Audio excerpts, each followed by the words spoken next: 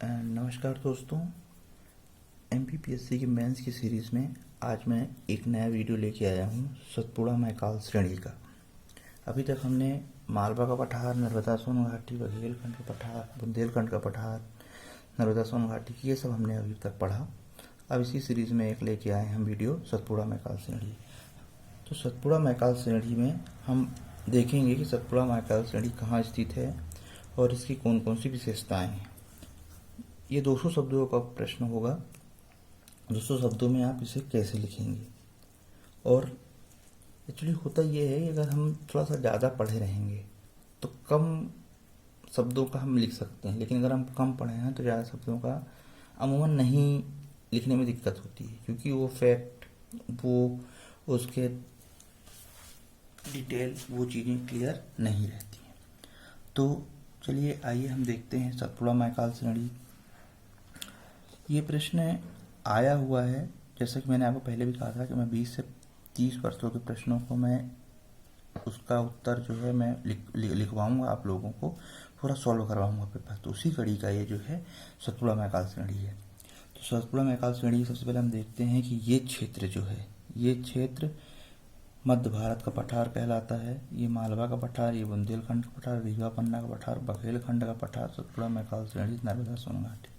देखिए चित्र के माध्यम से जो है कितना जल्दी समझ में आ गया कौन सी चीज़ें कहाँ है। और यही एक्सपेक्टेशन जो है, जो कॉपी चेक करता है, एग्जामिनर है, वो भी हमसे यही एक्सपेक्ट करता है कि हम बहुत ही आसान शब्दों में और बहुत ही अच्छा लिखें, जिससे कि उसको कॉपी चेक करने में आसानी हो और कहीं उलझे ना। अगर उसे थोड़ी सी भी उलझन होती है तो फिर उसका प्रभाव हमारे जो मार्क्स देता है उस पर बिल्कुल डेफिनेटली दिखने ही लगता है। ठीक है, तो चलिए, तो अभी थोड़ा सा हम संदर्भ लिखेंगे, थोड़ा सा हम सतपुड़ा मैकाल श्रेणी को बताएंगे। सतपुड़ा मैकाल श्रेणी कहाँ है। तो एक बार प्रश्न पूछा गया है कि सतपुड़ा मैकाल श्रेणी कहाँ अवस्थित है।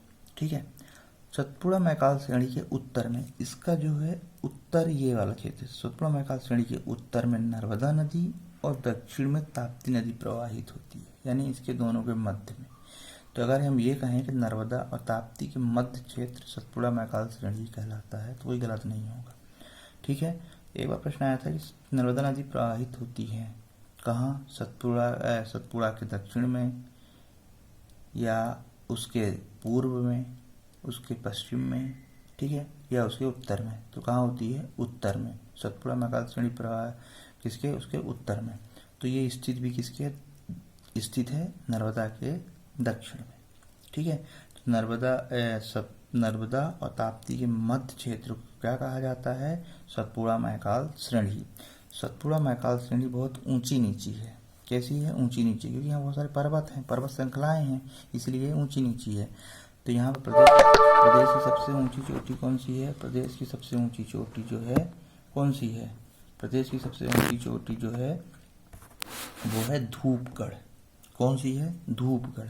अभी धूपगढ़ कहाँ पाई जाती है, तो ये धूपगढ़ पाई जाती है महादेव पर्वत पे। महादेव पर्वत, सतपुड़ा श्रेणी जो है उसकी ऊंची चोटी है महादेव पर्वत, उसी की ऊंची चोटी पर पाई जाती है धूपगढ़। ठीक है, तो 1350 मीटर इसकी क्या है, इसकी ऊंचाई है, इतने मीटर ये ऊंची है। इसके बाद यहाँ से बहुत सारी नदियाँ भी प्रवाहित होती हैं, जैसे कि मैंने बात किया यहाँ से थोड़ा, यहाँ पे नर्मदा टच होती है, नर्मदा हो गई, यहाँ ताप्ती नदी प्रवाहित होती है, इसके बाद शक्कर, तवा, बेनगंगा, इस वर्धा, ये सारी नदियाँ भी प्रवाहित होती हैं। बेनगंगा ये छिंदवाड़ा क्षेत्र में होती है। तो ये नदियाँ जो है प्रवाहित होती हैं। ठीक है, तो ये लगभग 50 शब्दों में जो है ये अपना थोड़ा सा इंट्रोडक्शन हुआ किसके बारे में, सतपुड़ा मैकाल श्रेणी के बारे में। देखिए लिखने के लिए बहुत है और आप बहुत ज़्यादा लिख सकते हैं, इसमें कोई दो राय नहीं, पर क्योंकि हमें जो है हमें उतना ही लिखना है जितनी हमारी ज़रूरत है हमको, क्योंकि दूसरे प्रश्न भी सॉल्व करने हैं, इसलिए जो है इतना ही लिखना है। लोग बाग क्या है, पढ़ते बहुत हैं, बहुत पढ़ते हैं, पर जब लिखते हैं तो शायद वो जितना पढ़ते हैं उतना लिख ही नहीं पाते हैं। यही होता है कि वहाँ सिलेक्शन रुक जाता है। इसलिए जो है कम पढ़िए, नियमित पढ़िए और उसको अच्छा लिखिए। अब लिखने का तरीका क्या है, साधारण भाषा में लिखिए ना, क्या ज़रूरत है, हमें कोई पीएचडी है या तो फिर बहुत बड़ी उसमें तो संस्था में किसी वो जो करना नहीं है कि हमें बहुत बड़ा हमारा लेखा है, हमें बहुत इस तरह से वर्ड है। लेकिन साधारण शब्दों में लिखिए, क्योंकि आप खुद सोचिए, अगर आप कॉपी चेक करें तो आप कैसे कॉपी चेक करेंगे, साधारण भाषा की ही कॉपी चेक करना पसंद करेंगे, यार इसने अच्छा साधारण भाषा में लिखा हुआ है। या तो भैया देखिए, आप कोई अगर पेपर में लेख भी पढ़ते हैं तो कुछ लोग लेख इतना बढ़िया लिखते हैं, इतने आसान शब्दों में लिखते हैं कि जो है मतलब उसमें ज़्यादा दिमाग लगाने की जरूरत नहीं, आसानी से समझ में आता है। और हर आदमी चाहे जितना बड़ा भी क्यों ना आदमी हो, वो आसानी से ही समझना चाहता है, आसानी से शब्दों को समझना चाहता है। और कुछ होते हैं जो ऐसे शब्दों का यूज़ करते हैं कि उस मतलब समझ ही नहीं पड़ती और पूरा लेख खत्म हो जाता है। तो इसलिए जो है एकदम साधारण शब्दों में ये लिखा गया है। और आप डेफिनेटली आप पढ़ेंगे, उसको लिखेंगे, एक दो बार रिवाइज करेंगे तो आपको बिल्कुल पता चल जाएगा। मैं इसकी पीडीएफ भी डाल दूंगा, पीडीएफ डाल के आपको सूचित भी करूंगा कि मैंने पीडीएफ जो है इसमें डाला गया है। तो दोस्तों, ये जो चीज़ मैंने लिखी है इसको आप अपने हिसाब से लिखिए और वीडियो पोस्ट करें, एक आध बार देखिए, बहुत आसान शब्दों में एक बार में आपको पता चल जाएगा। अब हम बात करते हैं सतपुड़ा मैकाल श्रेणी की विशेषताओं पे। सतपुड़ा मैकाल श्रेणी की जो विशेषताएं हैं, अब विशेषताएं जो है हमने 5-6 कैटेगराइज किया है, जैसे जलवायु हो गई, मिट्टी, वनस्पति, कृषि व खनिज, उद्योग व जनसंख्या। इसी के आधार पर किसी क्षेत्र की जलवायु इसी विशेषताएं जो है वो निर्धारित होती है। भाई वहाँ मिट्टी कैसी है, जलवायु कैसी है, कृषि का क्या है वो प्रभाव है, वर्षा क्या है, जनसंख्या क्या है, खनिज क्या है, उद्योग किस चीज़ की है, ये सब चीज़ें जो है उसको बताती हैं। तो चलिए हम इसको एक कर देखते हैं, एक एक करके। सबसे पहले बात आती है जलवायु की। तो जो यहाँ की जो जलवायु है उसमें जो तापमान है वो 30 सेंटीग्रेड अधिकतम और न्यूनतम जो है 18 सेंटीग्रेड तापमान पाया जाता है। ठीक है। वर्षा जो है यहाँ 100 सेंटीमीटर से ऊपर होती है। ठीक है। किंतु उसमें भिन्नता देखने को मिलती है। कैसे भिन्नता देखने को मिलती है कि देखिए, इधर वर्षा अलग होगी, पर जैसे जैसे हम पूर्व से पश्चिम की ओर जाते जाएंगे, हमें क्या दिखेगी, वर्षा में भिन्नता देखने को मिलेगी। अगर यहाँ वर्षा में भिन्नता यहाँ देखने को मिली तो जाहिर सी बात है कि यहाँ पर क्या होगा, वनस्पति, कृषि, ये सब में अंतर दिखेगा।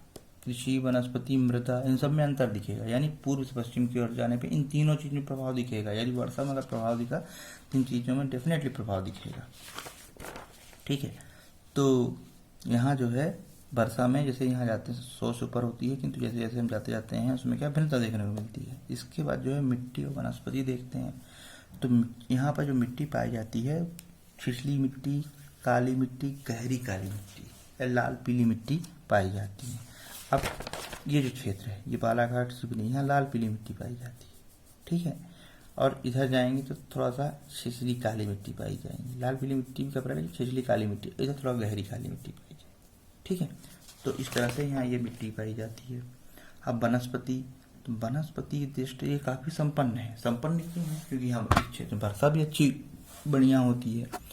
तो यहाँ मुख्यतः बांस, सागौन, साल का वृक्ष मुख्य रूप से पाया जाता है। कौन कौन से? सागौन, बांस, साल का वृक्ष मुख्य रूप से पाया जाता है। किंतु पूर्व से पश्चिम की ओर जाने पर वनों में भिन्नता दिखती है। वहाँ पे फिर आम, नीम, कटीले वन मतलब स्टार्ट हो जाते हैं मिलना, है ना, झाड़ियाँ, जिसमें वर्षा की जरूरत थोड़ा कम होती है। इसके बाद अब अगला जो पॉइंट है वो है कृषि एवं खनिज। तो ये क्षेत्र कृषि से भी संपन्न है। कृषि भी यहाँ होती है, जैसे चावल, मक्का, ज्वार, बाजरा, कपास, मिर्च, है ना, ये सारी चीज़ें उगाई जाती हैं। तो कहाँ चावल जो है, चावल यहाँ उगाया जाता है। सिवनी हो गया, बालाघाट हो गया, थोड़ा छिंदवाड़ा ले लो। ज्वार, बाजरा, मक्का, ये सब छिंदवाड़ा और बैतूल साइड में उगाया जाता है। और मिर्च, कपास, ये कहाँ, बुरहानपुर, खंडवा, खरगोन, इस क्षेत्र में उगाया जाता है। तो इस चीज़ को जो है आपको ध्यान में रखना है। अब वीडियो जो है आप पोस्ट कर करके आराम से देखिए उसको, है ना, और उसको समझिए और उसको लिखने की कोशिश कीजिए। क्योंकि देखिए, अगर आप ये सोचते हैं कि मैं केवल पढ़ लूँगा, पढ़ने से कुछ नहीं होगा, अगर आप लिखेंगे नहीं तो कुछ नहीं हो सकता, कुछ भी नहीं हो सकता। इसके मायना ये हुआ कुछ हो ही नहीं सकता।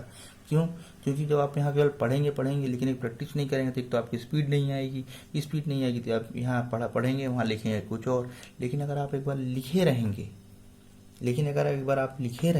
मैं फिर दोहरा रहा हूँ कि लिखे रहेंगे, तो उससे क्या होगा, याद रहता है कि हाँ मैंने ये वर्ड लिखा था। और उससे क्या होता है, जल्दी आता है, जल्दी आंसर भी राइटिंग होती है और आपका समय भी बचता है। यानी एक चीज़ से 3 4 फायदे हैं। इसलिए इसको अपने स्वयं नोट्स बना के उसमें लिखिए। तो ये कृषि, ये चीज़ जो होती है। इसके बाद ये खनिज भी है। खनिज से तो अति संपन्न है। क्यों? क्योंकि यहाँ पर बॉक्साइट, संगमरमर, कोयला, चीनी मिट्टी, तांबा, मैंगनीज, ये सारी चीज़ें जो है यहाँ पर पाई जाती हैं। ठीक है, और भरपूर मात्रा में पाई जाती हैं। बालाघाट को तो ताम्र नगरी भी कहा जाता है, मैंगनीज नगरी, ताम्र नगरी कहा जाता है, तांबा की नगरी भी कहा जाता है।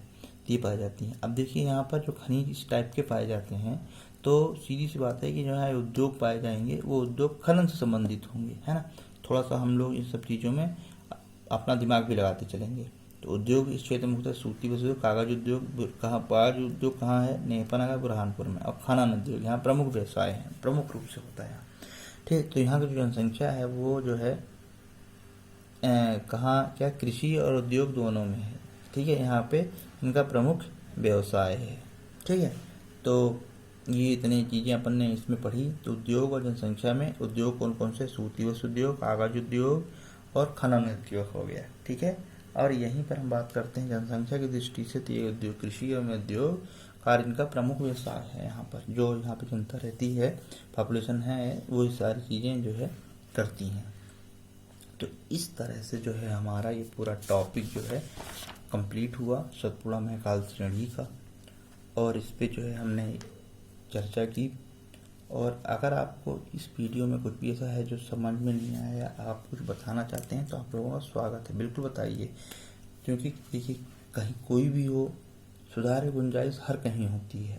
परफेक्ट कोई नहीं है इस दुनिया में, कितना बड़ा बड़ा आदमी, कोई भी परफेक्ट नहीं है। वो सुधार की गुंजाइश हर कहीं होती है। तो आप इसे देखिए, समझिए, जहाँ समझ में ना आए तो वहाँ बताइए, और पढ़िए प्लस लिखिए जरूर। बिना लिखे स्पीड नहीं आएगी, तो लिखना आपको पड़ेगा। ठीक है, और मैं डेली नियमित ऐसे वीडियो डालता रहूँगा। आप इसे पढ़िए, देखिए इसमें, और बहुत ही आसान शब्दों में मैंने समझाने की कोशिश की। ठीक है, चलिए, ओके, थैंक यू, नमस्कार।